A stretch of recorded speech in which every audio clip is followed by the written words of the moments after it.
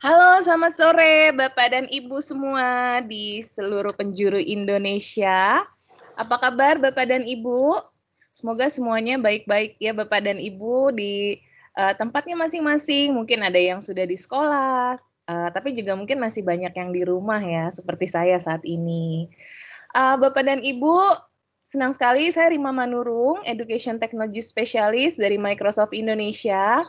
Hari ini boleh kembali berjumpa dengan Bapak dan Ibu dalam webinar series kita yang ke-47 hari ini. Adapun webinar series ke-47 hari ini mengangkat tema Smart Digital Learning Process mencetak Human Capital 5.0 atau 5.0, dan sudah hadir di tengah-tengah kita semua Bapak dan Ibu narasumber kita yang terhormat Bapak Dr. Daduk Merdika Mansur STMM. Pak Dr. Daduk adalah Kepala SMK Telkom Bandung yang hari ini akan mau berbagi nih Bapak Ibu buat kita semua. Oke, saya rasa Bapak Ibu semua udah siap ya di tempatnya masing-masing untuk mendengarkan pemaparan materi dari Bapak Dr. Daduk. Tapi sebelumnya saya kembali menghimbau Bapak dan Ibu agar proses webinar kita ini berjalan dengan lancar. Mohon kita memperhatikan hal ini, 3 hal ini ya Bapak dan Ibu. Yang pertama, kita harus saling menghormati satu dengan yang lain. Lalu yang kedua, pastikan nih Bapak dan Ibu semua bahwa mikrofonnya sudah di-mute, sudah dinonaktifkan Bapak dan Ibu. Sehingga nanti suara yang terdengar hanyalah sumbernya dari Bapak Dr. Daduk saja. Jadi tidak berisik gitu ya Bapak dan Ibu, kita bisa sama-sama mendengarkan dengan baik pemaparan dari Bapak Dr. Daduk. Dan yang ketiga, Bapak dan Ibu, untuk pertanyaan boleh nanti lewat chat room ya. Apabila waktunya masih sempat, masih tersedia, nanti saya akan juga buka kesempatan buat Bapak dan Ibu yang ingin bertanya langsung kepada Bapak Dr. Daduk. Baik, itu saja Bapak dan Ibu sekilas regulasi dari webinar kita hari ini. Dan tidak berlama-lama karena Bapak Ibu juga pasti sudah nggak sabar mau mendengarkan materi dari Bapak Dr. Daduk. Jadi saya silakan Pak Dr. Daduk. Baik, bismillahirrahmanirrahim. Assalamualaikum warahmatullahi wabarakatuh. Terima kasih Mbak Rima di sore yang cerah ini, luar biasa semangatnya, masih semangat pagi hari ya. Maka kalau kami di Telkom tuh selalu mulai dengan yel-yel semangat pagi. Semangat pagi, terima kasih Bapak. Pagi gitu ya. Oke, baik. Bapak Ibu yang dirahmati oleh Allah Subhanahu wa taala, rekan-rekan sekalian yang luar biasa. Alhamdulillah kita panjatkan puji syukur kepada Tuhan gitu ya. Kenapa? Karena kita termasuk orang-orang yang terpilih menjadi orang-orang yang mau dan memiliki kemampuan untuk menuntut ilmu gitu ya. Mohon maaf Mbak Rima, apakah slide saya sudah nampak di sana? Sudah nampak Bapak. Sudah ya? Baik. Baik, Ibu dirahmati Allah. Perkenalkan, saya Daduk Merdika Mansur. Kebetulan saya ditugaskan oleh PT Telkom untuk mengelola SMK Telkom Bandung, di mana berdiri tahun 2013. Dan SMK Telkom Bandung dalam 7 tahun masa berdirinya ini, alhamdulillah sudah mencetak lulusan yang sudah lulus kuliah juga. Mereka menjadi lulusan yang cum laude gitu ya. Dan beberapa mereka menjuarai beberapa juara nasional di IPB dan sebagainya, sehingga ini menjadi sebuah best practice yang kami ingin sharing gitu ya. Baik, hari ini izinkan saya perkenalkan saya menyampaikan tentang Smart Digital Learning Process. Ini data kurikulum vitae saya dilahirkan di Jember tahun 73, jadi usia sekarang sudah 47 tahun gitu ya. Saya dulu selesai S1 tahun 96, kemudian saya kerja di Telkom, gitu, tugaskan di berbagai tempat di lapangan gitu ya, di Medan, di pegunungan, di hutan-hutan, naik turun tower, itu adalah kerjaan saya dulu. Saya orang technical murni, sampai terakhir saya belajar sangat dalam tentang satelit, tentang spacecraft, dan tahun 2015 setelah saya mendapatkan amanah menjadi kepala SMK Telkom Bandung, saya melanjutkan studi lagi di Magister Manajemen. Selesai di Magister Manajemen, saya melanjutkan di Doktor Ilmu Manajemen Unpad. Jadi saya baru lulus, tapi alhamdulillah langsung bisa banyak kontribusi, langsung bisa mempraktekkan. Ini ada beberapa petuah dari senior-senior kita gitu ya. Bapak Muhammad menyatakan bahwa setiap generasi memiliki tugas kesejarahan. Jadi rekan-rekan sekalian, tugas kita itu sebetulnya mencetak sejarah. Jadi kita sedang mengukir sejarah, sedang melukis. Untuk diri kita sendiri, untuk anak-anak kita, untuk mungkin orang sekitar kita gitu. Itu tugas kita mencetak sejarah. Jadi hidup ini jangan hanya mengalir, tapi pastikan bahwa kita sedang berjuang keras mencetak sejarah. Tentunya sejarah yang indah, sejarah yang bermanfaat, sejarah yang benar-benar akan menjadi catatan bagi anak cucu kita, di mana kita menjadi orang-orang yang berkontribusi. Yang kedua adalah dari praktisi bisnis nih, Bapak Khairul Tanjung menyatakan bahwa bersainglah dengan pemenang. Jadi kita harus mendekati orang-orang yang terbaik, pemenang. Maka insya Allah sore ini kita menjadi orang-orang yang pemenang. Kenapa? Karena kita bisa mengalahkan diri kita sendiri. Kita bisa mengalahkan rasa malas, mengarahkan rasa ego dan sebagainya. Kita bisa hadir dalam webinar sore. Dan yang terakhir, pendidikan adalah paspor untuk menuju masa depan yang lebih cerah. Jadi kalau kita ingin masa depan cerah, maka pendidikan harus dibangun secara serius. Dan sore ini alhamdulillah kita sedang berputar dengan sebuah pendidikan. Ya, ini beberapa karya artikel online saya. Kebetulan saya suka menulis, suka merenung, suka mengkonstruk sesuatu gitu ya. Kalau ada kasus-kasus atau peristiwa-peristiwa yang menarik bagi saya tuangkan dalam tulisan dan saya masukkan dalam artikel online. Kebetulan ada kolega saya yang menjadi wartawan, saya masukkan di sana. Jadi ini supaya saya nggak hilang apa yang saya pikirkan, sejarah yang pernah saya tuliskan, saya renungkan, itu saya tuliskan dalam sebuah artikel online. Nah, ini menjadi ya budaya baru ya. Jadi kalau kita dalam dunia digital ini sekarang hal semacam ini harus sudah menjadi budaya baru. Baik, sore ini perkenalkan saya akan menyampaikan tentang kita mendadak online gitu ya. Selama pandemi COVID-19 ini semuanya serba online. Belajar online, studi from home, work from home, kemudian belanja juga, semuanya serba online. Jadi bagi yang tidak siap kita cukup terkaget-kaget. Kemudian conceptual thinking tentang apa sih itu learning online itu, digital learning online dan smart digital learning online seperti apa, semacam apa.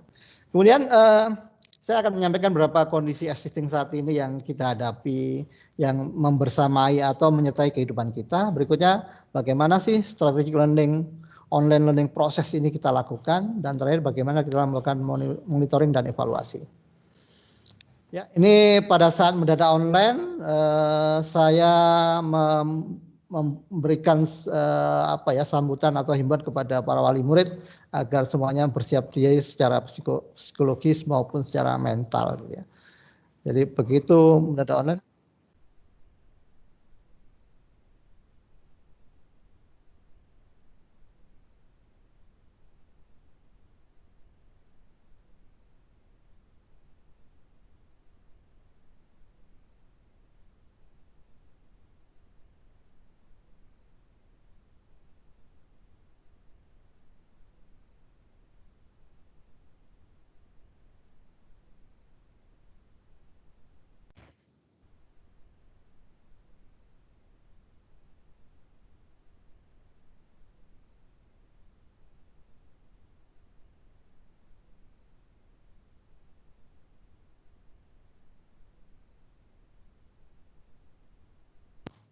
Demikian tadi Bapak Ibu sekalian, rekan-rekan, yang pertama terpikirkan di saya adalah para wali murid atau orang tua. Bahkan saya sendiri mengalami juga harus mengawal 3 orang anak saya untuk studi from home ya.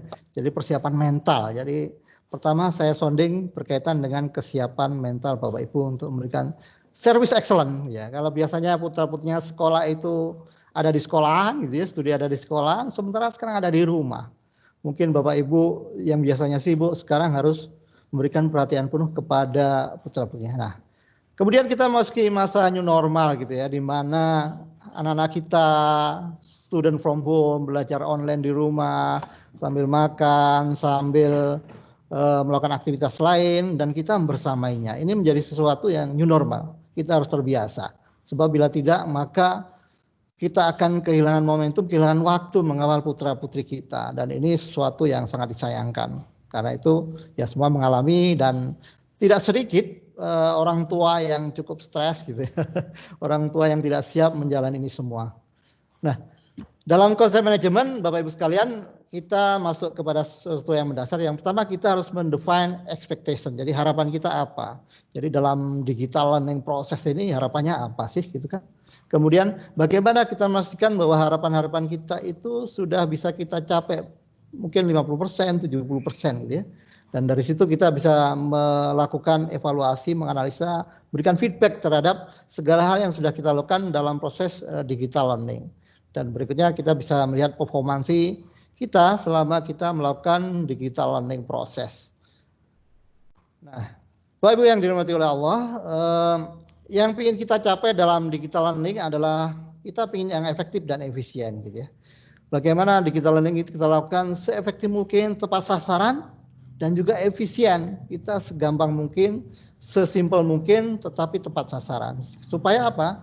Supaya jika digital learning kita itu efektif dan efisien, maka kita benar-benar bisa melakukan terobosan-terobosan untuk menyelesaikan permasalahan atau solving problem gitu ya. Ini yang seringkali kita lupa, seringkali kita terlewat bahwa sebelum kita belajar kita mesti meyakinkan bahwa apa yang kita pelajari itu memang relevan. Apa yang kita pelajari itu memang kita butuhkan. Apa yang kita baca, apa yang kita tulis itu memang sesuatu yang penting. Sesuatu yang tujuannya adalah untuk menyelesaikan permasalahan. Nah, goalnya adalah solving the problem. Nah, tentunya di era digital ini kalau kita tidak bisa mensiasati bagaimana belajar yang menarik, kita tidak akan asik dan seru, sehingga belajar kita akan sulit. Maka di situ ada komponen bagaimana human capitalnya, orangnya atau personal, dan financial manajemennya. Nah, Bapak Ibu yang dirahmati Allah, ini ada renstra dari Kemendikbud. Seharusnya tahun 2020 ini kita harus sudah bisa berdaya saing secara internasional gitu ya. Jadi inilah sebetulnya target dari negara kita gitu. Tahun 2019 kemarin kita harusnya secara regional harusnya bisa bersaing. Namun sampai dengan hari ini faktanya ya kita belum bisa bersaing. Nah, ada beberapa problem yang menjadi kendala dalam learning ini ya, bukan hanya secara digital, tapi secara konvensional pun banyak problem. Tapi lebih problem lagi ketika kita harus learning secara digital. Yang pertama apa? Personalitinya belum siap biasanya. Kenapa?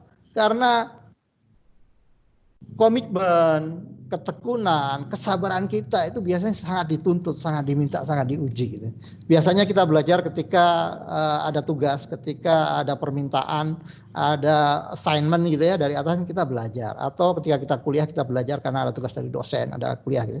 Yang kedua, skill dan kompetensi yang masih konvensional. Ini banyak sekali. Belum memiliki konstruk berpikir, sikap mental bagaimana sih learning yang benar, yang tepat, yang efisien itu bisa menyasar materi-materi yang tepat. Kemudian kebiasaan belajar bergantung pada tadi perintah guru, dosen, atau orang tua. Yang keempat, karakternya belum matang untuk belajar mandiri. Nah, ini yang paling berat ini. Kalau kita melihat saudara-saudara kita, rekan-rekan banyak sekali yang belum matang dalam kemandirian belajar gitu ya. Yang kelima adalah conceptual thinking yang belum terbangun. Nah, ini pada sore ini nanti saya akan memaparkan bagaimana conceptual thinking kita dibangun. Yang terakhir adalah belum berperilaku scientific. Nah, ini lebih dalam lagi. Bagaimana banyak sekali saudara-saudara kita, rekan-rekan kita itu masih jauh dari perilaku scientific habit gitu ya. Nah, ini Bapak Ibu rahmati Allah, rekan-rekanku sekalian yang saya cintai. Saya masuk kepada fenomena saat ini, kita memasuki revolusi industri 4.0 di mana terjadi penyatuan ya, konvergen, baik itu di dunia bisnis, dunia politik, dunia pendidikan, terjadi konvergensi. Bahkan nantinya ada mobil tanpa driver, e-commerce itu sangat merajalela. Kemarin kita merasakan bagaimana belanja apapun kita online, barusan saya beli makanan juga online gitu ya. Pasar offline akan turun, ini otomatis karena budayanya akan berubah, dengan new normal nanti akan berubah. Kemudian ada drone, pekerja manufaktur dan sebagainya, banyak sekali. Karena itu teknologi 4.0 ini akan banyak mengambil alih tenaga manusia gitu ya. Sehingga kita harus menyadari ini sesuatu yang akan kita hadapi bersama-sama. Mau tidak mau kita akan menghadapinya. Nah, kondisi saat ini itu terjadi sebuah pergeseran, yaitu apa? Life cycle knowledge itu makin pendek. Jadi perubahan teknologi yang begitu cepat itu membuat life cycle knowledge pendek. Kita harus mengupdate terus. Bila tidak mengupdate, ya sudah kita ketinggalan. Kemudian perubahan skill harus sesuai dengan apa yang dibutuhkan oleh industri. Kemudian tidak boleh ada resistensi. Dalam perubahan yang kita resisten maka akan ditinggal. Kemudian dan tentu saja relevan skill harus sangat dipenuhi apabila kita ingin bisa bersaing ya. Ini ada kondisi di mana kita akan menghadapi revolusi industri mulai tahap demi tahap, Bapak Ibu sekalian.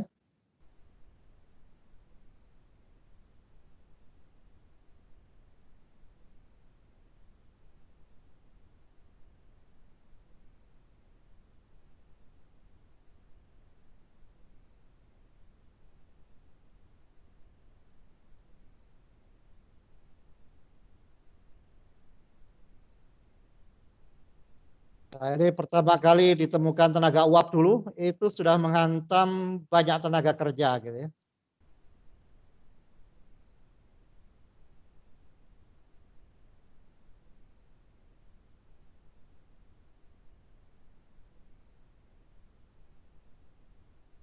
Waktu itu terjadi pengangguran massal juga sama. Sekarang banyak pemberhentian tenaga kerja karena banyak hotel-hotel yang tutup, mall yang tutup. Itu terjadi Bapak Ibu sekalian.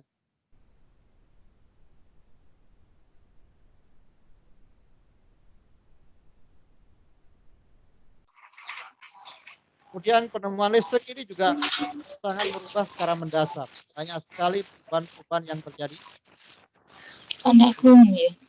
Tenaga-tenaga manusia di pabrik banyak digantikan oleh tenaga listrik.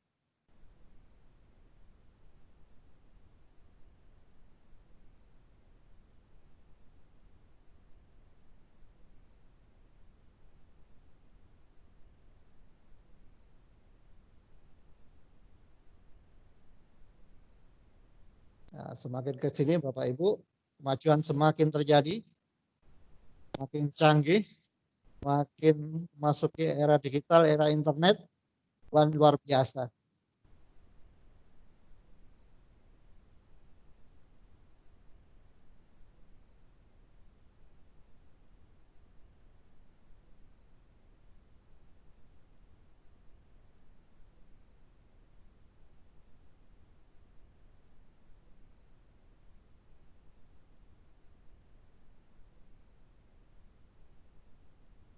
Nah, ini sekarang kita masuki revolusi industri 4.0. Dunia artificial intelligence demikian luar biasa berkembang, dunia robotik, big data dan sebagainya benar-benar merubah perilaku kehidupan kita secara fundamental. Nah, di sini otomatisasi di segala bidang terjadi. Semuanya serba di remote Bapak Ibu sekalian. Nah, tentunya ini akan berdampak sangat signifikan terhadap peta lapangan kerja di negara kita. Bahkan nanti nggak perlu driver Bapak Ibu. Mobil itu berjalan di jalan raya.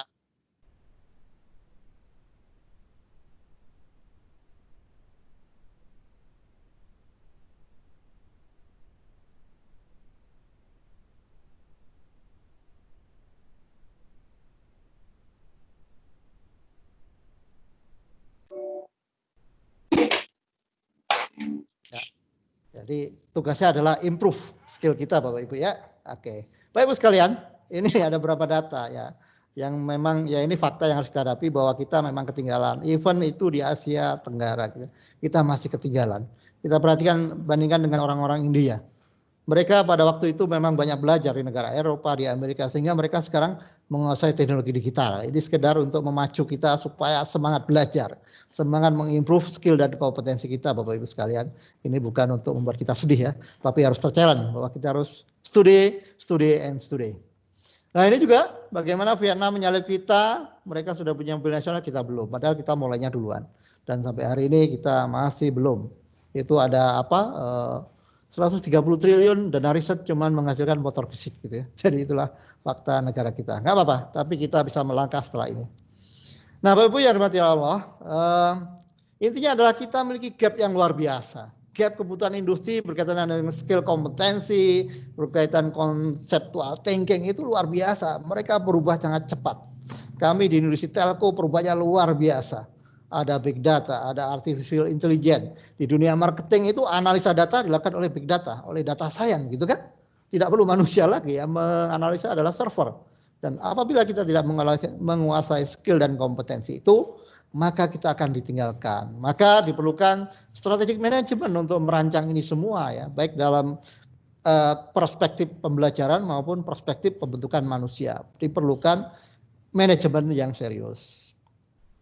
Nah, kata Prof. Schwab, ada 4 skill besar yang nantinya relevan, sangat dibutuhkan di era industri 4.0. Yang pertama adalah skill teknologi, information, media, and technology skill. Itu berkaitan dengan teknik. Jadi kalau nggak punya skill teknik juga kita akan ketinggalan. Kayak sore hari ini kita webinar menggunakan teknologi online gitu ya. Kemudian life and career skill. Ini sangat penting, leadership, ethical, flexibility, inisiatif, semuanya ini sangat penting dibutuhkan. Kalau sekarang kita canggih secara teknologi, tapi kita tidak punya jiwa leadership, kita tidak bisa bergaul, kita juga akan ditinggalkan. Di era marketing ini yang tidak muncul di dunia multimedia nggak akan dikenal dan kita nggak akan didengar gitu kan. Kemudian skill berikutnya learning and innovation. Nah ini sangat sulit sekali Bapak Ibu. Learning aja udah sulit, apalagi innovation. Itu jauh lebih sulit. Tapi ini wajib. Kita harus memiliki skill ini. Makanya kita harus merasa kurang, merasa banyak problem supaya kita semangat learning, semangat belajar, semangat memperbarui, meningkatkan kompetensi. Nah, yang terakhir kita harus memiliki kemampuan effective communication skill. Kita harus bisa mengkomunikasikan, menyampaikan, memberikan argumen, memberikan pendapat dan sebagainya. Sebab bila tidak, ya kita tidak akan bisa mendapatkan ekstensi, tidak akan bisa mendapatkan peran dan opportunity, tidak akan bisa kita raih. Ya, nah ini ada skill yang sangat-sangat penting gitu ya. Yang pertama creativity. Jadi di era digital ini karena semua orang bisa ATM mencontoh, siapa yang kreatif yang akan bisa survive, yang akan sustain. Nggak kreatif dia ditinggal. Kemudian bisa persuasion, bisa pendekatan. Kemudian diperlukan collaboration dengan berbagai kolega, berbagai part, berbagai kelompok. Tanpa collaboration kita berat akan dihabisi oleh kompetitor kita. Kemudian kita harus adaptif dan terakhir harus bisa time management. Ini sangat penting. Harus disiplin, komitmen dan sebagainya. Nah ini Bapak Ibu data-data saat ini di mana bisnis itu sekarang adanya di dunia digital ya. Ada di finansial teknologi fintech, ada di ekonomi, ada di on demand service, internet of things dan e-commerce. Itu uangnya triliunan di sana. Jadi kalau kita tidak masuk ke situ kita akan ketinggalan dan kabar buruknya orang asing yang akan menguasai bisnis di negara kita. Celakanya adalah fintech ini merubah bisnis model secara mendasar. Kemudian borderless, tidak ada batas-batas antar negara. Kompetisinya sangat tinggi. The winner take all. Jadi pemenang akan mengambil semuanya. Seperti Gojek itu mengambil sebuah pelanggan ojol gitu ya. Kemudian CAPEX-nya sangat tinggi, cukup besar gitu ya. Superior customer value sangat dibutuhkan. Jadi Bapak Ibu kalau bisnis digital harus memiliki distinct value, superior customer value. Kemudian digital consumer behavior itulah tantangan kita. Kita harus paham bagaimana perilaku digital pelanggan kita. Nah kebetulan riset saya mendalam tentang itu. Nah ini lihat Bapak Ibu lihat tuh Gojek 53 triliun, Traveloka 26,6. Padahal modalnya apa? Server. Traveloka itu nggak punya hotel, nggak punya pesawat, tapi uangnya besar. Kenapa? Karena memang terjadi pergeseran pola bisnis. Terjadi pergeseran pola transaksi. Jadi kita harus mulai bangkit, mulai melihat ke arah itu. Nah ini yang saya sampaikan tadi, saya akan menyampaikan tentang bagaimana sih caranya, strateginya membentuk conceptual thinking learning secara digital atau filosofi learning ya. Jadi learning itu Bapak Ibu sekalian, kita menggabungkan antara perspektif theoretical dengan perspektif experience ya. Jadi science theory itu menjadi rujukan dalam menyelesaikan hal-hal yang ada di lapangan, di experience ya, di eksperimental ya, empiris gitu. Itu kalau kita punya problem di empirik, dalam penyelesaian problem-problem itu kita harus mengacu kepada theoretical yang ada. Mengacu kepada orang-orang yang sudah melakukan, sudah meneliti, sudah menemukan best practice semacam apa gitu. Begitu juga kalau ada best practice yang bagus, kita bisa membuat sebuah teori atau metodologi dalam sebuah perspektif theoretical, sehingga itu kita masukkan, kita induktifkan gitu ya.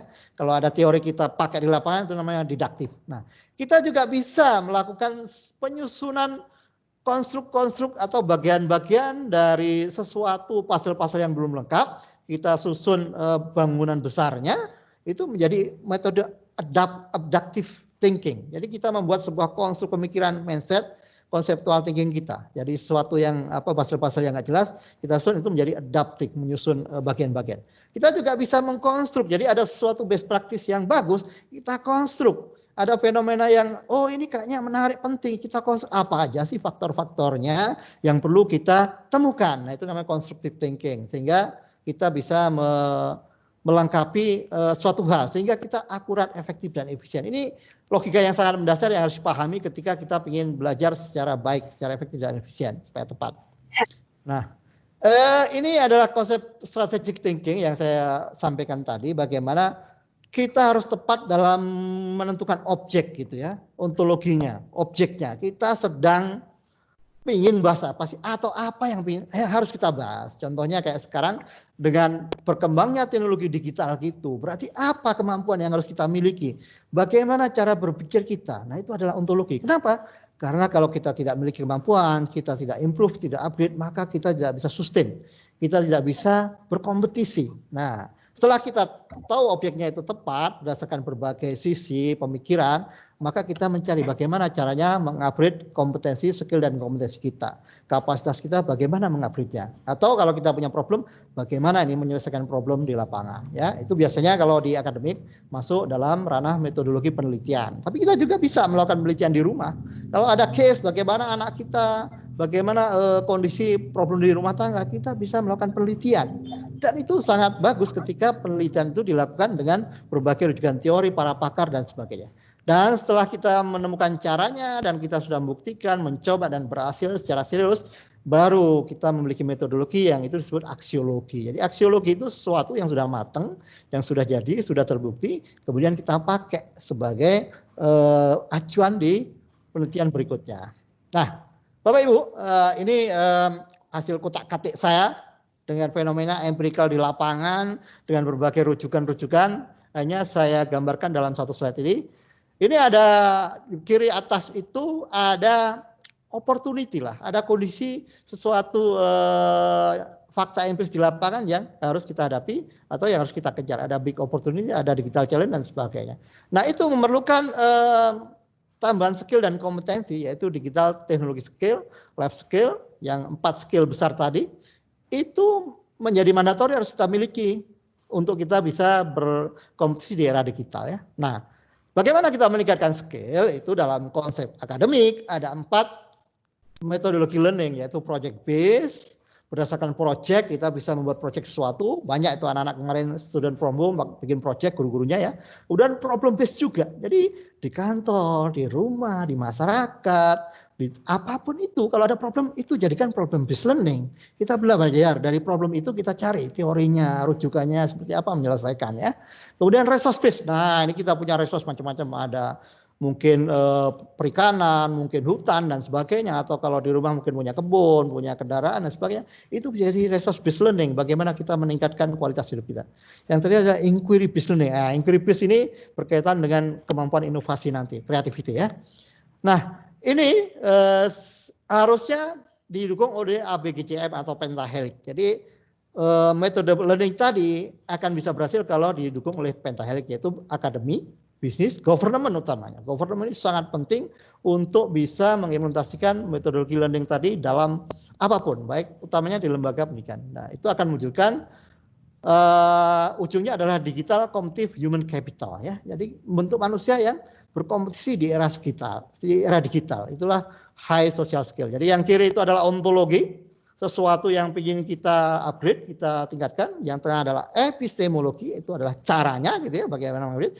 Yang ketiga adalah aksiologi, hasilnya gitu ya, hasil yang ingin kita tuju. Nah, ini beberapa case study Bapak Ibu sekalian.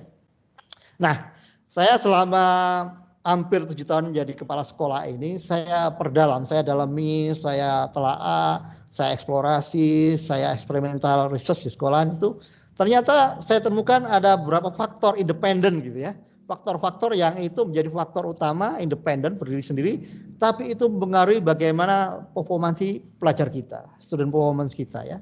Nah, indikator-indikator penting ini yang tentunya harus kita improve. Yang pertama adalah skill dan kompetensi guru. Ini sangat-sangat penting. Jadi banyak penelitian yang menyebutkan bahwa performansi siswa sangat ditentukan, dipengaruhi oleh skill dan kompetensi guru. Yang kedua adalah pengaruh internet. Nah, ini kita yang mungkin banyak permasalahan di rumah gitu ya, Bapak Ibu sekalian, rekan-rekan sekalian, bagaimana anak-anak kita sangat intens di internet. Nah, ini harus kita arahkan ya. Yang ketiga adalah skill dan kompetensi orang tua. Apalagi kemarin mendadak digital ini, wah luar biasa. Kita mengerahkan effort, tenaga, pikiran, bahkan saya mengerahkan 3 handphone, 2 laptop itu ya untuk 3 anak belajar student from home ya. Jadi orang tua harus memiliki skill dan kompetensi yang cukup. Berikutnya kurikulum, Bapak Ibu sekalian, kurikulum kita harus updating. Industri sudah kemana, jangan kurikulum kita masih ketinggalan. Jadi ini benar sesuatu yang harus kita perhatikan. Yang terakhir adalah manajemen sekolah. Nah, ini ada 5 faktor independen yang harus kita perhatikan, ini penting untuk kita improve ya. Jadi berpikirnya begitu. Jadi ketika ada permasalahan di mana kita bekerja, kita coba bedain, namanya mengkonstruk. Jadi apa aja sih faktor-faktornya itu mengkonstruk, Bapak Ibu. Mengkonstruk faktor-faktor dominan, independent faktor yang ingin kita improve. Kemudian metodologinya. Metodologi construct thinking. Nah, itu gambaran student performance mapping di tempat kami bekerja gitu. Ini contoh kasus ya. Ini kasus lainnya ada. Nah, ini contoh kasus lainnya bagaimana saya membedah perilaku generasi muda saat ini gitu ya. Kita mengalami berbagai banyak fenomena.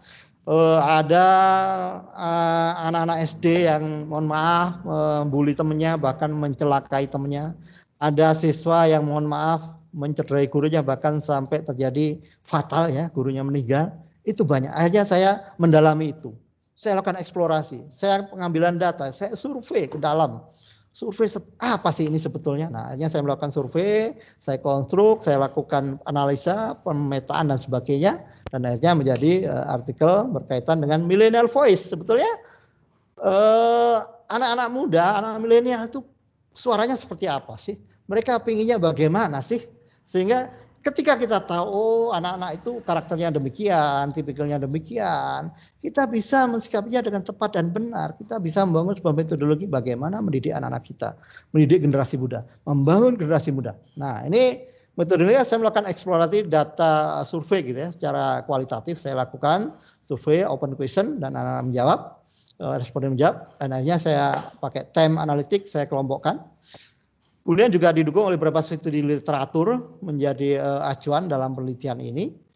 Kemudian saya analisa dan saya hanya bisa membuat kesimpulan, conclusion gitu, bahwa salah satu conclusion yang utama sebetulnya anak sekarang itu butuh perhatian dari orang tuanya. Kemudian mereka banyak ingin mengaktualisasi dirinya itu dalam solving problem sebetulnya. Jadi anak-anak generasi muda itu sebetulnya sedang stuck, mereka sedang berat, mereka menghadapi sesuatu yang berat dan mereka butuh perhatian, butuh sharing untuk menyelesaikan permasalahannya. Nah, di sini akhirnya saya memberikan rekomendasi gitu ya, bagaimana mensikapi anak-anak yang dewasa ini, mereka intens di internet, dan ini sesuatu yang nggak bisa kita hindari, anak-anak kita memang intens di sana. Nah, ini salah satu juga bagaimana dengan smart digital learning ini akhirnya saya bisa membuat sebuah buku yang insya Allah mohon doanya Bapak Ibu sekalian sebentar lagi akan terbit tentang e-commerce marketing. Nah, ini juga nanti sangat dibutuhkan di era industri 4.0 ini. Bagaimana sih rahasia dari bisnis online ini, e-commerce ini bisa besar gitu. Ini saya melibatkan 4 survei di 4 customer dari e-commerce gitu ya, sehingga datanya sangat justified untuk dijadikan rujukan dalam penelitian, dan ini menjadi sangat relevan dengan kondisi saat ini. Ini sesuatu yang sangat dibutuhkan oleh masyarakat dan ada kontribusi keilmuan. Jadi konsep tadi bagaimana kita menemukan fakta empiris, problem, kemudian kita bangun epistemologi, metodologinya, dan akhirnya menjadi sesuatu yang bisa menjadi rujukan bagi siapapun, terutama bagi diri kita sendiri gitu ya. Dan tentunya ini sesuatu yang kita bisa mengukir sejarah, memberikan kontribusi, dan pengetahuan ini akan bisa meningkatkan masa depan yang lebih cerah bagi negeri kita. Ini salah satu contoh yang kami lakukan di Bandung. Nah ini juga bagaimana dengan kemampuan kita melakukan digital learning tadi, kita bisa membantu orang-orang lain, mahasiswa ataupun siswa yang sedang studi gitu ya. Kita bisa memiliki konstruk pemikiran konseptual tinggi yang tepat sehingga kita bisa mengarahkan. Nah ini salah satu mahasiswi yang sudah artikelnya diterima di sebuah jurnal gitu ya. Ini menjadi sesuatu temuan yang bermanfaat dan diakui oleh rekan-rekan guru kami bahwa ini sesuatu yang bagus Pak. Sesuatu yang sangat bermanfaat untuk dijadikan pegangan bagi para praktisi, bagi para pendidik di lapangan gitu ya. Ini kita bisa memperdalam teori-teori yang ada kan, kita bisa menelaah, kita bisa memperluas wacana kita, konseptual tinggi bisa makin luas. Kemudian analisa kita semakin tajam Bapak Ibu. Jadi seperti apa ya, pisau itu memang kalau diasah makin tajam. Otak juga kalau diasah terus pakai berpikir, menelaah, menganalisis juga semakin tajam. Maka ini harus terus dilakukan. Jadi learning itu never ending, terus learning. Kemudian ada kontribusi keilmuan tentu saja. Semuanya sangat berkontribusi. Dan tentu saja ini sangat meningkatkan kapasitas bagi kita semua. Terutama yang nulis gitu ya, yang meneliti gitu ya, sangat meningkat. Oke. Nah, ini Bapak Ibu sekalian. Jadi hasil learning tadi saya konstruk, ini yang artikel ringan-ringan saya buat, saya masukkan dalam artikel online gitu ya. Ini supaya apa? Supaya tadi saya tidak lupa. Yang kedua, banyak orang yang bisa membaca, banyak orang yang terinfluen. Jadi era sekarang Bapak Ibu kalau di dunia digital ini sosial influence-nya sangat kuat. Sosial media kan luar biasa. Jadi untuk menginfluen cara berpikir saudara-saudara kita ya, kita banyak menulis di digital online, di sosmed dan sebagainya. Nah, sehingga ketika rujukan ini saya copy paste ke sosmed saya, ke Facebook saya, orang membaca siapa sih diri kita ya. Jadi portofolio pribadi kita itu kelihatan dari sosmed kita, dari apa yang kita tulis, dari apa yang kita tuangkan, dari apa yang kita share ya. Jadi kalau ini saya ingin meng-share bahwa saya ingin berkontribusi kepada negara. Saya memikirkan sesuatu. Saya melihat ada permasalahan. Saya melihat ini ada hal yang harus dilakukan oleh kita sendiri ataupun oleh negara gitu.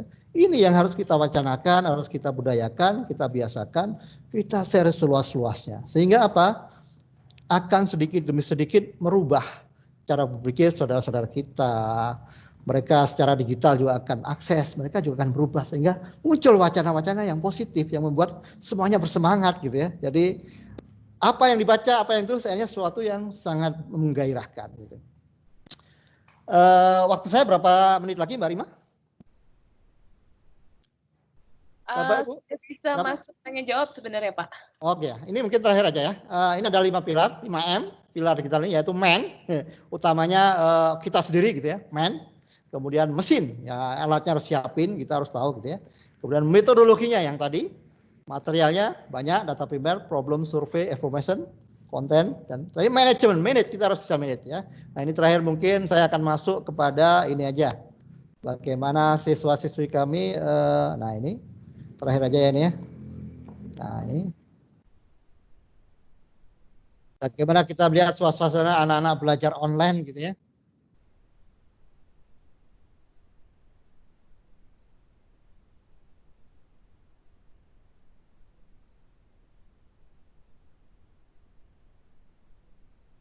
Anak-anak sekarang sudah luar biasa, mereka bisa dengan cepat mengikuti budaya online.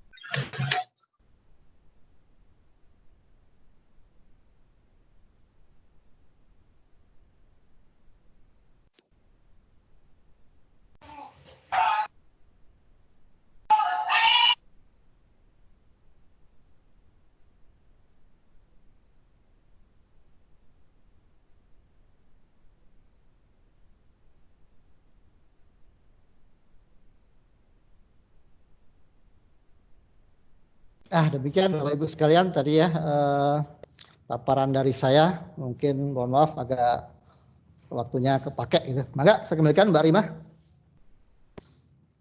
Baik, terima kasih Pak Daduk untuk penjelasannya dan pemaparan materinya. Bapak Ibu semua, sekarang kita akan masuk ke sesi tanya jawab. Saya berikan kesempatan untuk Bapak Ibu yang ingin bertanya langsung dengan narasumber kita hari ini. Silakan boleh diklik saja raise hand-nya.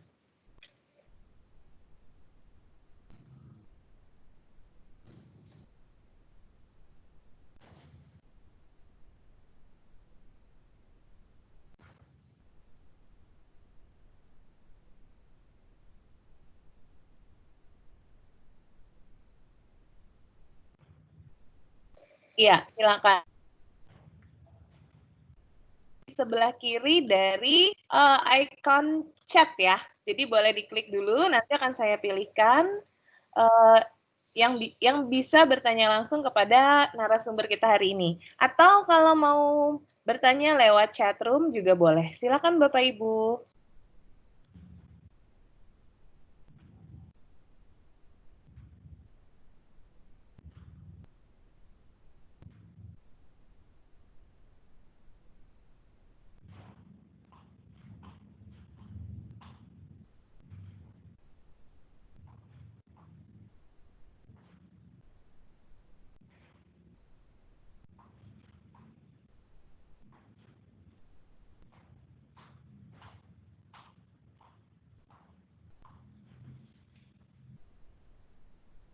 Silakan Bapak Ibu yang ingin bertanya, boleh dinyalakan saja raise hand-nya atau boleh melalui fitur chat room.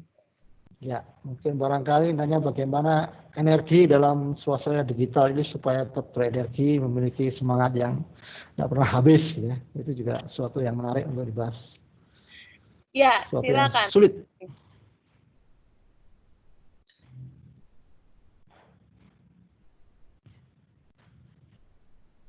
Oke, Bapak, mungkin sambil kita menunggu pertanyaan yang masuk dari para peserta, mungkin masih ada yang mau disampaikan.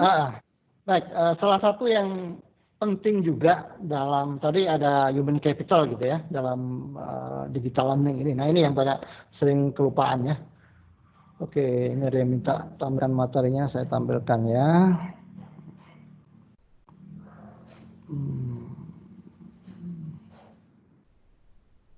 Salah satu yang penting ini berkaitan dengan human capitalnya atau saya boleh sebut man-nya ya, man. Kalau kita lihat dalam konsep manajemen itu, nah ini problem 9 ya. Human capital management itu berkaitan dengan man ya. Man itu ada 3 hal indikator penting yang harus dibangun, yaitu masalah logikanya. Maka yang pertama harus dibangun dulu, diperbaiki, dibikin exactly right dulu adalah logikanya, conceptual thinkingnya. Kalau conceptual thinkingnya belum terbangun, masih belum terisi, ya pasti logikanya masih salah. Ya masih salah memahami, masih salah berasumsi. Yang kedua, kalau logikanya dia sudah benar, maka orang akan memiliki rasa yang tepat, rasa yang enak, rasa yang nyaman, rasa yang selalu haus, selalu pingin belajar lagi, pingin mendalami, pingin ngoprek, pingin mengeksplorasi. Jadi kalau logikanya sudah benar, maka rasanya akan muncul dengan rasa yang hebat. Nah, kalau rasanya sudah nyaman, hebat, tenang, senang, maka akan muncul energi. Nah, energi ini yang terlihat dari anak-anak tadi yang di slide video terakhir tadi ya, bagaimana mereka tetap bersemangat meskipun belajar di rumah secara online, mereka serius, mereka mengerjakan tugas dengan baik, bahkan mereka ujian UNBK kemarin ya, yang luar biasa. Anak-anakku sekalian, mereka tetap memiliki semangat karena energinya sudah tumbuh gitu. Saya ya alhamdulillah dengan menjaga itu semua, energi saya juga tumbuh gitu ya. Jadi memang ini diperlukan dimanapun, bukan hanya di learning, di pekerjaan pun. Jadi misalkan proyek-proyek kita butuh itu. Logika, rasa, energi. Nah itu menarik. Nanti bisa dalamin lagi gitu kalau ada kesempatan lain bagaimana membangun logika, rasa, dan energi. 3 hal itu kalau bisa dibangun, insya Allah kita bisa melewati semuanya. Bagaimana saudara-saudara kita bisa hebat orang India gitu. Gedung sekolah di India itu mungkin sangat jauh ketinggalan dengan gedung-gedung sekolah di Indonesia ya. Tapi lihat, mereka berkiprah dengan luar biasa. Kenapa? Karena energinya mereka luar biasa. Mereka menguasai di bisnis digital. Dan kita masih menjadi pasar gitu ya. Kenapa? Karena kita jauh ketinggalan, belum siap berkompetisi. Nah, ini salah satu yang penting mungkin dari insight dari tadi human capital gitu ya. Jadi, Baik. oke. Dok, sudah ada pertanyaan yang masuk ini. Silakan yang raise hand kesempatan kali ini adalah Ibu Raden Roro. Silakan Ibu. Ini saya tutup saja share-nya ya. Ya, boleh Pak. Ya Pak, saya mau tanya Pak. Ya. Pak, tapi ini agak gelap, nggak apa-apa ya Pak? Ya, kelihatan kok Bu. Pak, kan temanya kan menghadapi 5.0 ya Pak? Ya, human capital 5.0. Tapi ya. kenyataannya Pak, tidak semua guru, terutama yang senior itu kan mau berubah. Ya. Biasanya yang senior itu lebih kaku daripada yang junior. Jadi maunya kita menghadapi 5.0, yang junior 4.0, yang senior 3.0. Nanti sekolahnya 2.0. Gimana Pak untuk menghadapi kesenjangan seperti itu? Ya. Kadang saya sudah berusaha mengingatkan, tapi agak sedih gitu Pak. Bagaimana Pak solusinya? Terima kasih. Betul. Jadi 5.0 ini sesuatu yang menjadi impian saya, impian kita semua ya. Jadi sebetulnya 5.0 itu begini pengertiannya.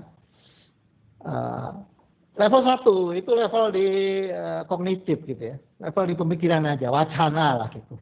Mungkin para senior ini orang-orang kognitif. Jadi kalau kognitifnya dia ada yang beda itu dia sangat defend gitu ya. Dia akan mempertahankan kognitifnya. Sangat sensitif gitu ya. Nah, level 2 adalah efektif. Jadi orang sudah berpikir filosofi, berpikir hakikat gitu. Ini apa sih manfaatnya? Apa sih efeknya kalau kita melakukan? Jadi tidak hanya sekedar keilmuan teoretikal, tapi sudah berpikir tentang dampak efeknya. Nah, kalau orang sudah memahami efeknya, begitu pentingnya belajar, begitu pentingnya olahraga gitu ya, maka orang akan psikomotorik, orang akan melakukan gitu loh. Saya mohon maaf, S2 itu udah usia 42 saya, di atas 40 lah ya. Saya S2. Karena bekerja lama, saya 10 tahun bekerja. Hanya semangat sekolah. Karena tadi kognitifnya dibetulkan, kemudian masuk ke hakikat. Ini kalau begini terus kita kan bosan gitu ya, kerja gitu terus hidup kok tahu-tahu pensiun gitu kan. Sesuatu yang mengerikan gitu kan. Oh, masa gini ya, kerja rumah pensiun, nggak punya peningkatan portofolio pribadi gitu kan. Nah, akhirnya saya praktek implementasikan itu kan. Oh, saya harus sekolah lagi, harus studi lagi. Nah, begitu studi, saya tahu banyak hal. Oh, ternyata ilmu itu sangat penting kita perlukan di lapangan, di rumah sekalipun sangat penting. Bagaimana kita perlu keilmuan teoretikal, solusi-solusi untuk bagaimana membahagiakan anak dan istri. Bagaimana meningkatkan financial performance rumah tangga kita. Itu kita harus belajar. Bagaimana kita bisa sukses bisnis kalau kita tidak belajar. Nah, mohon maaf yang era generasi kolonial kayak kita ini ya, saya termasuk generasi kolonial gitu ya, itu biasanya nggak berpikir sampai ke sana. Tidak ada keinginan untuk mengupgrade diri. Sudah zona nyaman itu beratnya luar biasa untuk berubah ya. Nah, kalau sudah masuk ke psikomotorik, sudah praktek, maka lama-lama dia akan expert, ahli. Dia berpikir sebentar aja sudah bisa mengkonstruk bagaimana, oh ini permasalahannya begini, teoretikalnya begini, nanti metodologinya begini. Nah, kalau sudah expert, dia menjalani terus-menerus, akhirnya dia akan masuk level 5, yaitu apa? Level selalu ingin berkontribusi, yaitu level hoirunas anfa'hum linas gitu ya. Orang-orang yang selalu ingin ada real outcome. Output nyatanya apa sih? Impact kita apa buat masyarakat? Buat keluarga, buat kantor, buat masyarakat, itu apa gitu. Nah, ini harus dipahami dulu. Pemikirannya harus dibetulin dulu. Kalau pemikirannya betul, logikanya betul, maka rasanya akan naik. Energinya akan naik. Nah, mohon maaf mungkin yang kolonial, seumuran saya ke atas ini perlu dibetulkan dulu konseptual thinkingnya ya. Maka yang pertama adalah pemahaman dulu, al-fahmu.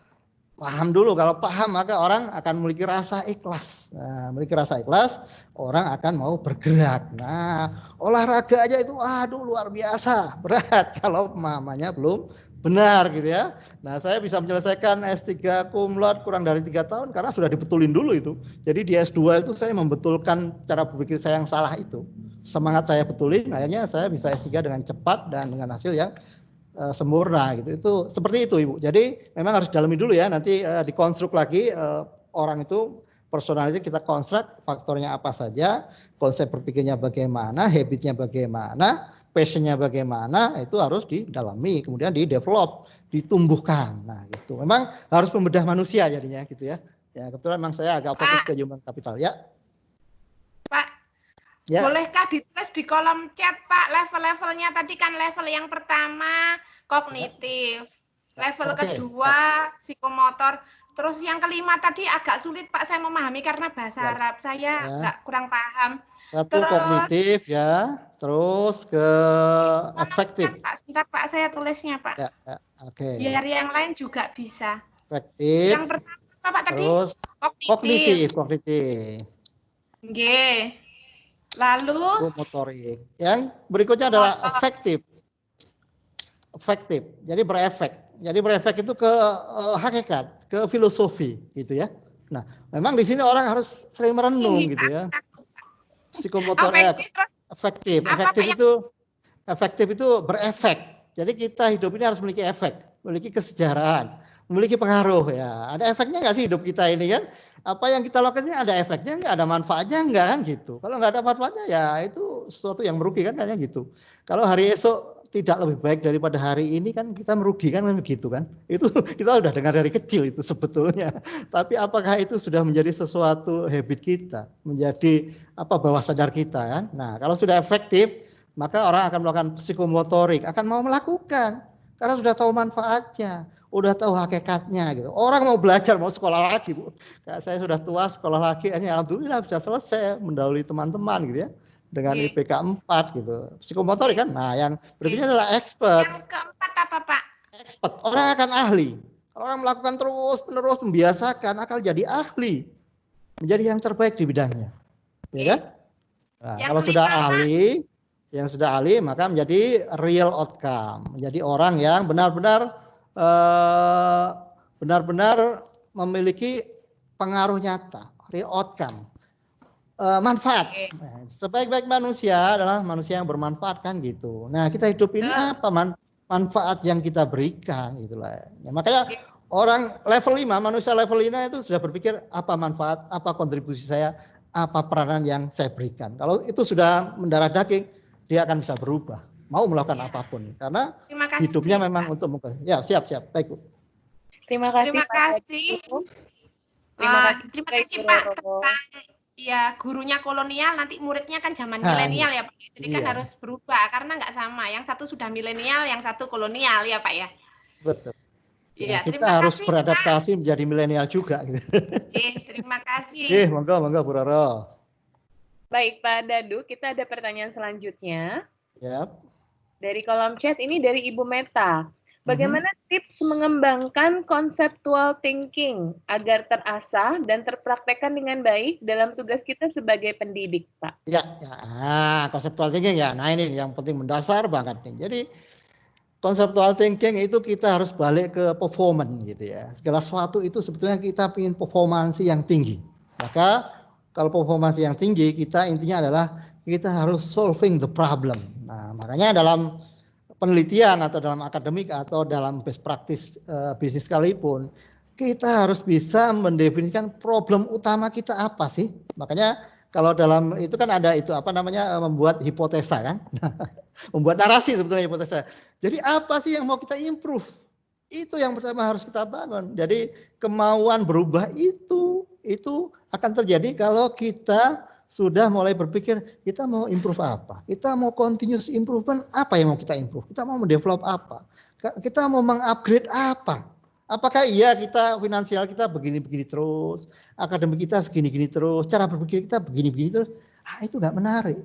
Nah, pertama yang harus kita munculkan adalah kita harus continuous improvement. Nah, karena continuous improvement maka kita harus solving the problem, terutama yang high priority, yang paling penting. Nah, kalau saya paling penting adalah rumah tangga harus beres dulu. Rumah tangga harus bahagia dulu, performansinya harus bagus. Bagaimana istri bahagia, anak-anak bahagia, dan mereka memiliki produktivitas yang tinggi. Yang kedua adalah bagaimana pekerjaan kita bisa tuntas, bahkan bisa di atas target. Yang ketiga bagaimana peranan kita di masyarakat ya. Saya ketua RW, saya juga di serikat karyawan, saya pengurus di beberapa ormas, waktu itu juga lagi S3 dan sebagainya. Itu saya mainkan semua dan alhamdulillah semuanya bisa diselesaikan dengan baik. Karena apa? Prinsipnya kita sudah ingin memberikan yang terbaik. Kita ingin solving the problem. Tidak hanya problem kita, tidak hanya problem rumah tangga, tapi problem orang lain juga. Kemarin di masa pandemik ada lockdown dan sebagainya, bagaimana kita bisa menyelesaikan permasalahan tetangga kita, saudara kita yang sedang kena PHK dan sebagainya, kita bisa mensolisikan itu. Kita bisa mengerahkan, membuat semacam metodologi, model bagaimana kita menggalang dana untuk saudara-saudara kita, itu bisa kita lakukan. Dan dengan theoretical yang saya dapatkan, saya bangun konsep, dan alhamdulillah banyak sekali beberapa RW yang bisa kita bantu. Dan itu ya itulah menjadi peran kita dalam hidup ini ya. Jadi katanya kan khairunas anfa'uhum linas. Sebaik-baik manusia adalah manusia yang bermanfaat. Ya itu aja, kalau itu sudah ada di bawah sadar, maka conceptual thinking akan dibangun. Baru berikutnya harus studi, harus mau belajar, bertanya kepada orang-orang yang sudah ahli bagaimana sih membangun conceptual thinking. Ya tadi scientific method itu. Jadi dari mulai ontologi, gap di sana, gap empirik dan gap theoretical. Baru kita bangun theoreticalnya, metodologi atau model yang mau kita terapkan dalam problem itu. Setelah ketemu modelnya, tapi ini harus tepat modelnya, divalidasi berbagai macam, lakukan eksplorasi, baru setelah itu diuji cobakan, di trial, di iterasi, baru itu nanti menjadi aksiologi kita, menjadi metodologi pegangan kita, gitu ya. Misalnya di rumah tangga, bagaimana menangani anak yang berbeda-beda, menangani siswa yang berbeda-beda. Tadi misalnya Bu Roro nanyakan, gimana nih ada orang guru-guru senior yang sudah kolonial. Nah, itu bisa kita bedah, bisa kita bangun konseptual thinkingnya seperti apa kita bentuk. Kita lakukan konstruk pemikiran. Itu memang tahapannya harus begitu. Dimulai dari bawah sadar, kemudian belajar tentang polanya, modelnya, baru ditanamkan di bawah sadarnya. Terbentuk maka akan menjadi habit pembiasaan begitu. Jadi ya memang harus agak dalam untuk bisa merubah tadi membangun conceptual thinking. Nanti kalau belajar proses learning, ontologi, epistemologi dan sosiologinya sudah mampu memahami, dipraktekkan, udah akan terbentuk conceptual thinking. Setiap saat selalu tertarik membedah, ini ada permasalahan ini. Sebaiknya bagaimana? Itu selalu hanya muncul kayak kecanduan untuk selalu membedah sesuatu. Makanya saya tadi banyak artikel online itu karena kecanduan selalu. Oh ini ada fenomena menarik ini.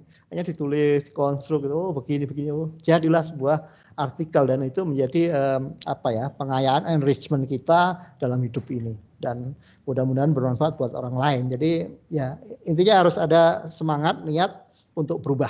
Itu untuk membangun conceptual thinking. Nanti belajar lebih dalam tentang filsafat ilmu untuk membangun conceptual thinking. Baik, Bapak, ini selanjutnya ada pertanyaan dari ini akan bertanya langsung. Silakan. Oke, saya persilakan Bapak Gunardili. Mangga, Bapak Gunardi.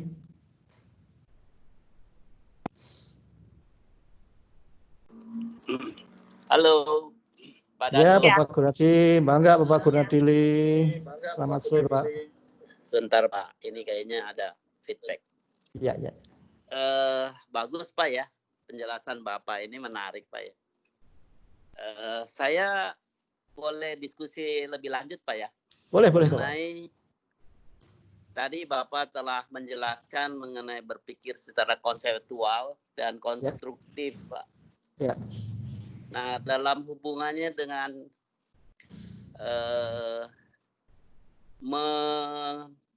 menyesuaikan atau mengikuti perubahan ya, dengan apalagi di mana sekarang eranya sudah era teknologi. Tadi Bapak mengatakan 5.0 bukan lagi 4.0, Pak. Ya. Nah, yang saya ingin mohon ada sharing dari Bapak. Setelah orang itu mempunyai kemampuan berpikir secara konseptual dan konstruktif, agar orang ini bisa terus mengembangkan diri secara inovatif, terutama dalam bidang teknologi, apa yang harus dilakukan oleh orang ini, Pak ya? Ya. Makasih, Pak. Oke, makasih Pak Gunardi. Itu ya masuk ke dalam proses eksperimental ya. Pengalaman saya juga di lapangan, saya membangun SMK itu dari nol, Pak. Saya ditugaskan, belum pernah jadi guru gitu ya. Belum pernah baru-baru jadi kepala sekolah ya.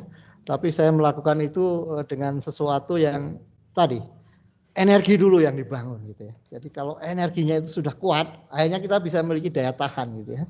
Tadi bagaimana kita bisa bertahan di era industri 4.0 gitu ya. Setelah punya conceptual thinking. Nah, conceptual thinking itu baru psikomotorik ya. Jadi baru kognitif. Jadi baru logika. Ya mohon maaf, banyakkan keluaran dari lembaga pendidikan kita, anak-anak itu cuma kuat di logika, di kognitif. Jadi dia nggak punya energi, tidak memiliki rasa berkaitan dengan keilmuan teorinya itu, untuk apa dia belajar dan mengapa dia belajar itu, dan nanti untuk apa aplikasinya, implementasinya. Karena dia nggak tahu relevansi dengan dunia empirik yang akan dihadapi, dengan problem yang dihadapi itu lebih banyak nggak nyambung. Ini juga ada sangkut pautnya dengan kurikulum dan sistem pendidikan nasional ya. Di Jepang itu anak-anak SD itu dia tidak banyak dikasih teori. Mereka SD itu dibangun life skill-nya, kemampuannya, bagaimana dia disiplin, dia peduli, dia membersihkan, dia memiliki kesabaran, memiliki energi kekuatan. Dan kalau di kita kan kebalik, ini anak SD aja matematikanya sudah luar biasa sulit. Saya mengerjakan matematika anak saya lumayan sulit juga ya. Mikir juga saya. Sudah selesai dokter mikir juga ngerjain soal matematika anak SD. Sementara dia energinya filosofi hakikatnya dia belum dapat, belum kuat gitu. Jadi kalau dia kena tsunami internet, game online, habis anak-anak kita gitu. Ya kita merasakan kan, begitu setelah selesai studi S1 gitu, kita masih merasa belum memiliki keahlian apapun, belum memiliki kemampuan apapun, belum tahu saya harus bagaimana. Itu saya merasakan dulu lulus S1 tahun 97. Saya di kantor itu bingung, bengong gitu ya, mau ngapain saya di sini gitu ya. Akhirnya saya disuruh tugas jaga, piket sama senior saya. Kenapa? Tidak memiliki life skill.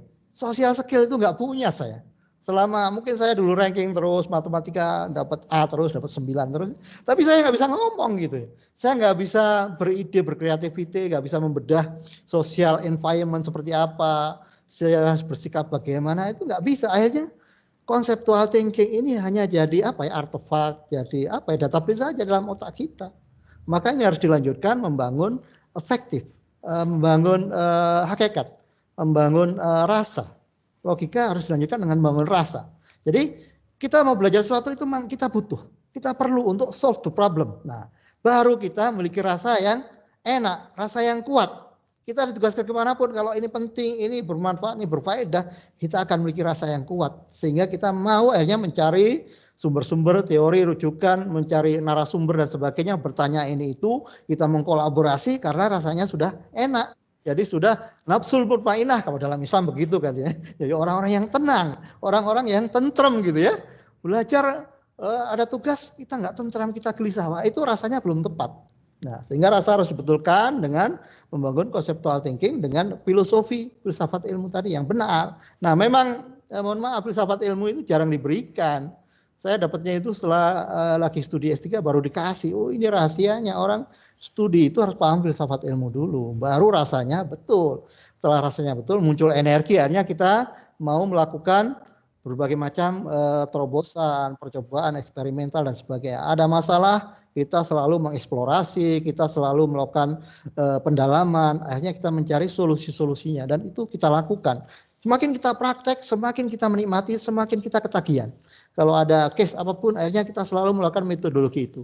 Metodologi scientific method ini selalu kita terapkan. Nah, ini tadi harus dibangun di manusianya ya, dalamannya ya.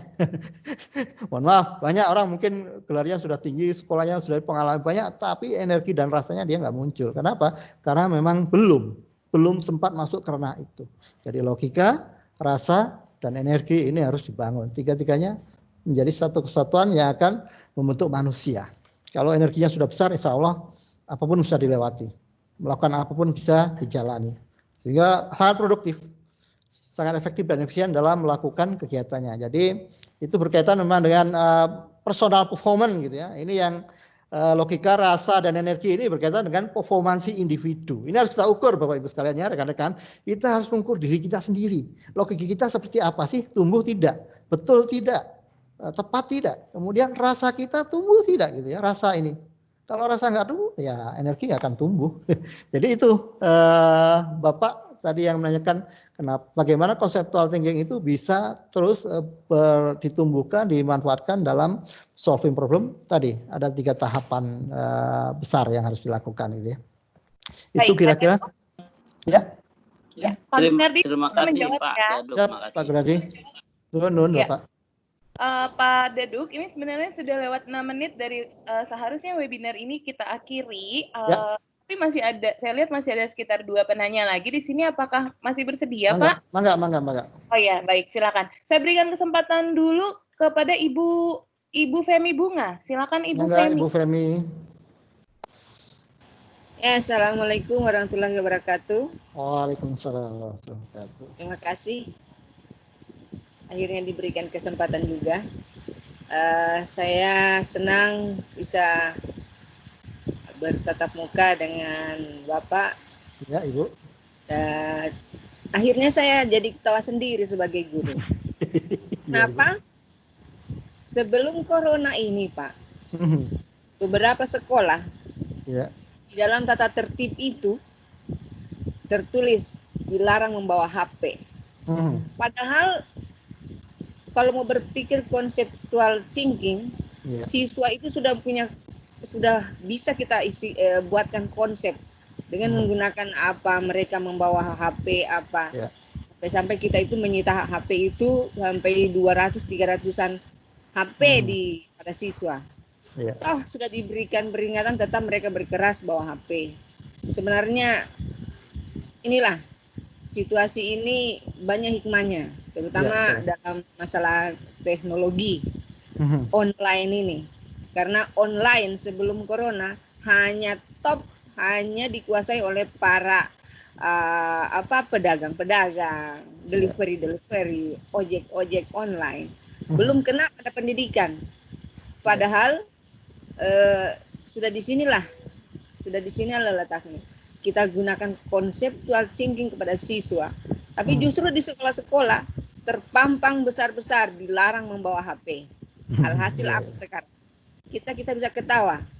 Guru-guru kewalahan sekarang. Hanya bisanya kasih tugas lewat WA begitu. Malah ada sekarang kita sudah diperintahkan anak-anak belajar di televisi, kemudian belajar lewat online lah. Tetapi ada satu sekolah ketika anak saya mengirimkan dalam bentuk apa? Tugas-tugasnya itu. Ya, portofolio. Tapi ditegur oleh pimpinannya, dibilang, "Oh, jangan diketik. Mana ada anak SD bisa gitu-gitu." Saya jawab, "Bu, cucu saya nangisnya sekarang, nangisnya bukan karena susu tapi habis kuota, lobet HP-nya. Itu cucu saya umur 3 tahun. Apalagi anak saya yang kelas 5. Ini yang begini-begini sama anak-anak, Bu, sudah bukan barang baru, bukan barang tabu." Sebenarnya itu yang sekarang saya ketawa. Adanya corona ini. Mungkin tata tertib dilarang membawa HP itu mungkin dihapus sekarang. Kenapa? Mau tidak mau, suka tidak suka, memang kita harus. Mungkin karena takutnya sekolah ada website yang kurang bagus, belum bisa dikonsumsi oleh siswa itu. Tetapi sebenarnya kita bisa gunakan HP ini. Jadi seperti saya kesulitan memberikan tugas kepada anak-anak sebelum corona ini. Pakai HP atau apa? Karena apa? Ada larangan. Jadi ada pro dan kontra kalau berada di sekolah. Kenapa seperti itu? Ibu, kita dilarang bawa HP di sekolah, bawa tab di sekolah. Bagaimana, Bu? Ya nanti diminta izin khusus untuk pelajaran Ibu. Kamu bawa HP tapi Ibu simpan, nanti pulang baru dibawa lagi. Itulah alhamdulillah dengan adanya corona ini yang belajar online sudah mulai berjalan. Jadi antara instruksi atau programnya Bapak Menteri dengan didorong oleh corona sebenarnya, Pak. Didorong oleh corona. Kalau tidak ada corona, mungkin program Bapak Menteri agak slow. Tapi dengan adanya corona, mau tidak mau belajar dari rumah dengan online, alhamdulillah programnya tersukses. Jadi sebenarnya pendidikan itu Bapak Menteri harus berterima kasih dengan pandemik ini karena sukses. Alhamdulillah, mau tidak mau. Dan itu yang saya ketahukan sekarang, anak saya itu mau tidak mau harus menulis lagi, kembali ke zaman-zaman dulu. Kita harus. Ibu Femi, mohon maaf saya potong. Mohon maaf Ibu. Kira-kira pertanyaannya untuk Pak Daduk, silakan Ibu. Ya, pertanyaan saya, apa yang akan kita hadapi? Bagaimana kita menghadapi situasi atau pemimpin seperti ini atau kepala sekolah yang seperti ini menolak adanya hasil-hasil anak yang dikerjakan secara online, dikerjakan dengan laptop, tetapi meminta seperti ini karena katanya tidak diperkenankan oleh pengawas. Saya juga belum tanya langsung apakah betul. Terima kasih. Ya, terima kasih Bu Femi. Ini menarik ini. Ya, Pak Daduk, saya mohon maaf sebelumnya, tetapi karena waktu kita terbatas, mohon dibantu jawab secara singkat ya, karena kita masih ada satu penanya lagi. Terima kasih. Di era COVID ini kita diajarkan untuk selalu beradaptasi, itu aja. Artinya anak sekarang sudah online semua, ya kita nggak bisa melarang. Ya online juga, kita harus mengikuti. Tapi asal fundamental karakternya kita jaga, kita bangun. Jadi anak-anak sendiri nanti yang akan kontrol gitu ya. Intinya itu. Online biarkan, karena ke depan akan online semua. Cuman online-nya kita arahkan, kita buat berkualitas. Jadi lari ke quality. Biarkan dia online, quality, kasih banyak project dengan media online. Itu luar biasa. Anak kami di sini sudah biasa. Kita sudah pengalaman blended education system sudah biasa. Yang penting karakternya dibangun. Jadi diimbangi dengan karakter yang kuat. Insya Allah anak itu kuat meskipun dia megang gadget setiap saat. Insya Allah kuat ya. Kita nggak bisa melarang-larang terus. Zamannya sudah beda gitu ya. Karakternya harus berkuat, ini itu, biar online pun tetap terjaga. Kira-kira ada masukankah Pak Daduk untuk para guru ini bicara dengan kepala sekolahnya supaya rekan-rekan sekalian, ini memang kita akan masuk ke era disrupt gitu ya, VUCA, volatile, uncertainty, complexity, dan ambiguity. Itu akan menghadapi itu era digital. Maka akan jadi perubahan. Maka Bapak Ibu sekalian harus menjadi perayu yang handal, yang hebat untuk merayu kepala sekolahnya. Gitu. Kalau memang mau merayu ya, tapi harus berhasil. Kepala sekolahnya, wali murid juga harus dirayu. Jadi kita ini menjadi seorang marketer akhirnya, menjadi seorang sales gitu. Sales ide, sales kebaikan, sales impian-impian itu harus kita komunikasikan dengan baik, dengan cara yang bermartabat, cara-cara yang elegan, yang penuh dengan kesopanan ya. Itu harus kita rayu. Jadi supaya social influence ini terjadi. Mau tidak mau kita akan menghadapi. 90% barang-barang yang dijual di e-commerce itu barang impor. Ngeri kan? Kalau barang yang impor lah nanti industri dalam negeri seperti apa? Lapangan kerjanya bagaimana? Beli apapun dari luar negeri. Maka kita harus berubah. Semua harus kita rayu, harus kita ajak, kita motivasi, kita mobilisasi, kita organize supaya siap menghadapi era disrupt, VUCA, digital yang penuh dengan kompetisi yang tinggi ini. Mau nggak mau, ini harus kita hadapi. Jadi ya mari kita berjuang gitu ya. Pertama bangun diri kita, personality kita, improve capability kita. Setelah improve, baru kita akan memiliki kecukupan modal, kekuatan, kemampuan, kemauan untuk mengajak yang lain. Maka ya thalabul ilmi fardhatun ala kulli muslimin wa muslimat. Ya, belajar ilmu itu wajib terus-menerus. Itu bagian yang harus kita lakukan supaya apa? Kita semakin memiliki kemampuan, kualitas dalam mengajak saudara-saudara kita, mengajak mungkin atasan kita, teman kita, anak-anak kita. Itu harus kita lakukan semua gitu. Jadi ya, mari kita rayu gitu ya. Kita berjuang bersama-sama. Tapi yang jelas kalau kita mengupgrade diri itu akan bermanfaat untuk kita, pasti itu. Cara berpikir kita, maka tingkat kebahagiaan kita akan naik. Karena cara berpikir kita itu tepat. Cara berpikir kita itu adoption, beradaptasi dengan kondisi kekinian. Maka kita akan menjadi orang yang bisa sustain. Orang yang bisa menjadi orang yang survive. Orang yang kompetitif di era kompetisi yang ketat ini. Nah, mungkin itu Bapak Ibu sekalian. Jadi mari belajar terus, boleh belajar formal, boleh informal, tapi intinya konseptual thinking kita, behavior kita harus dirubah. Terus semangat belajar, mengupgrade diri, karena hari esok harus lebih baik daripada hari ini. Kita harus mencetak sejarah dan kita harus mencontoh orang-orang yang hebat. Demikian mungkin Mbak Rima. Baik, Pak Daduk, satu penanya terakhir ya Bapak. Enggak. Silakan Bapak Muhammad Jarnawi.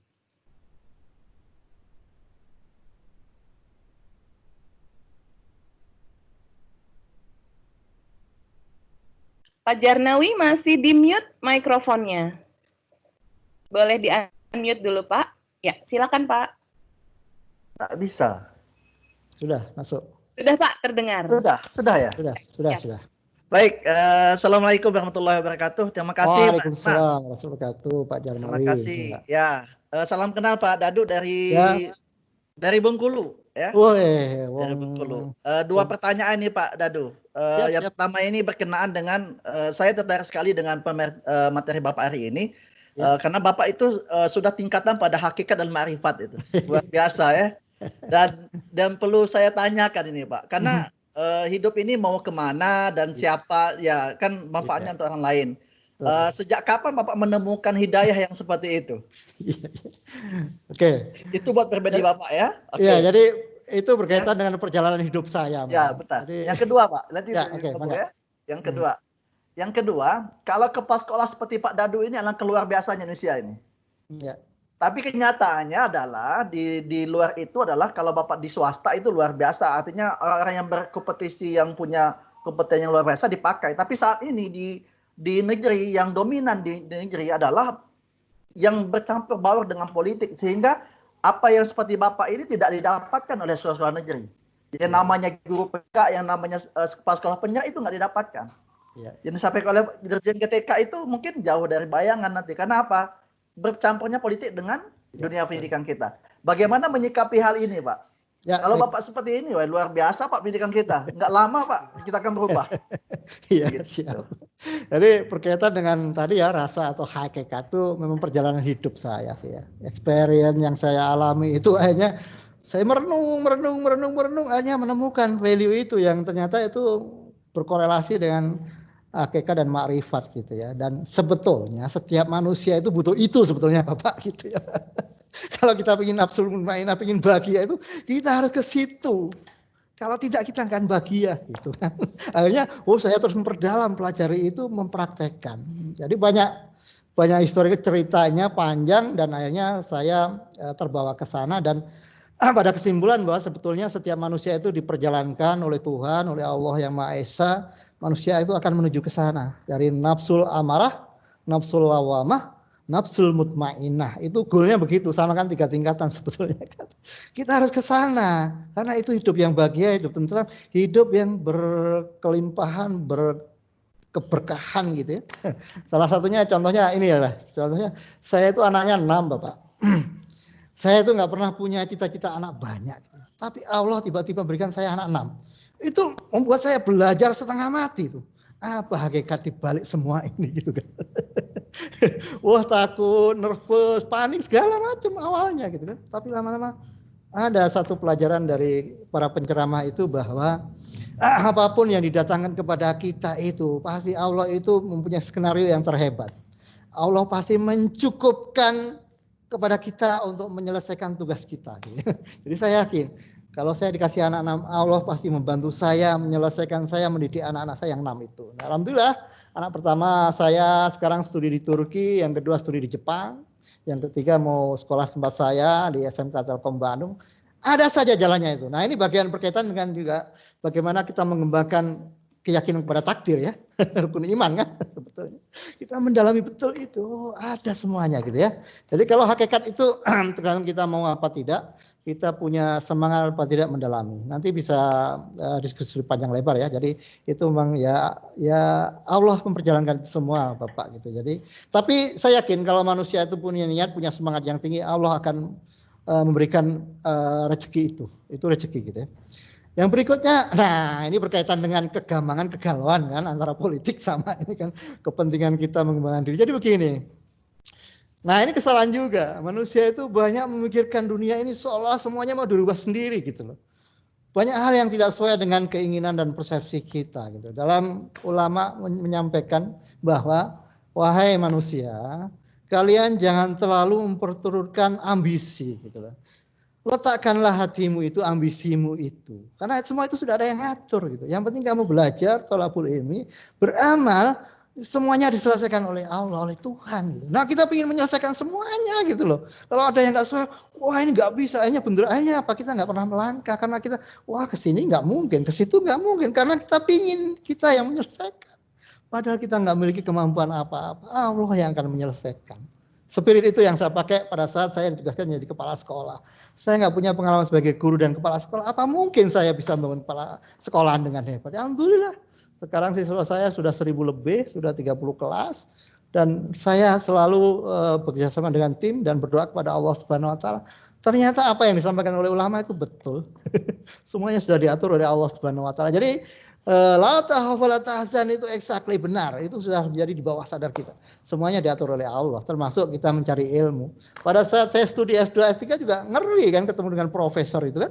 Tapi begitu saya ingat, yang mengatur lidah profesor itu adalah Allah Subhanahu Wa Taala. Nanti pertanyaan mudah oleh Allah akan mudah juga. Atasan kita banyak terlibat politik. Kalau Allah menakdirkan dia baik sama kita akan baik juga. Gitu. Jadi la takhaf wa la tahzan. Itu sebetulnya berkaitan dengan kita melakukan pendalaman literasi tentang rukun iman sama rukun Islam sebetulnya. Tapi sekian puluh tahun kita hanya menjadi teori saja itu. Tidak menjadi rasa dan kita praktekkan. Itu Bapak. Rahasianya di situ.